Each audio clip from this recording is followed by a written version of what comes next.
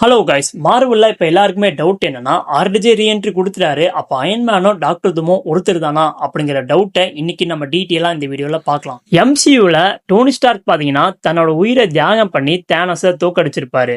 அதுக்கப்புறமா எல்லாரும் Iron Man story முடிஞ்சிருச்சு அப்படின்னு நினைச்சாங்க. ஆனா காமிக்ஸ்ல அப்படி இல்லை. மார்வல் காமிக்ஸ்ல பாத்தீங்கன்னா பொதுவா ஒரு ஹீரோ இறந்தாலும் அது பர்மனண்டா இருக்காது. எதையாவது சொல்லி, அதாவது time travel, multiverse, clone, AI backup, alternative யூனிவர்ஸ்னு பல வழிகளில் எப்படியாவது அந்த கேரக்டரை கொண்டு வரதான் பார்ப்பாங்க.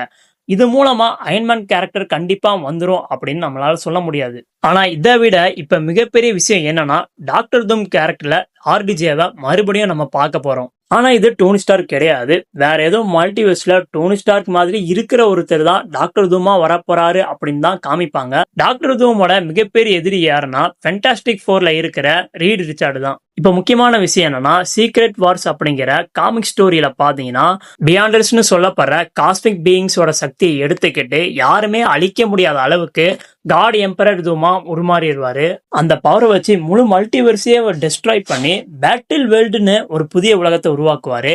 அந்த உலகத்துல எக்ஸ்மேன், ஸ்பைடர்மேன், அவெஞ்சர்ஸ், ஃபேண்டாஸ்டிக் ஃபோர் இவங்களெல்லாம் கண்ட்ரோல் பண்றது தூம் தான். இப்படிப்பட்ட ஒரு பவர்ஃபுல்லான வில்லன் கேரக்டர்ல யார் நடிக்க வைக்கலாம் அப்படின்னு பார்க்கும்போது மறுபடியும் ஆர்டிஜேவே கொண்டு வரலாம், மார்வல்ல ரீஎன்ட்ரி கொடுக்க வைக்கலாம் அப்படின்னு முடிவு பண்ணி மறுபடியும் ஆர்டிஜேவை இந்த கேரக்டர் மூலமா கொண்டு வந்திருக்காங்க.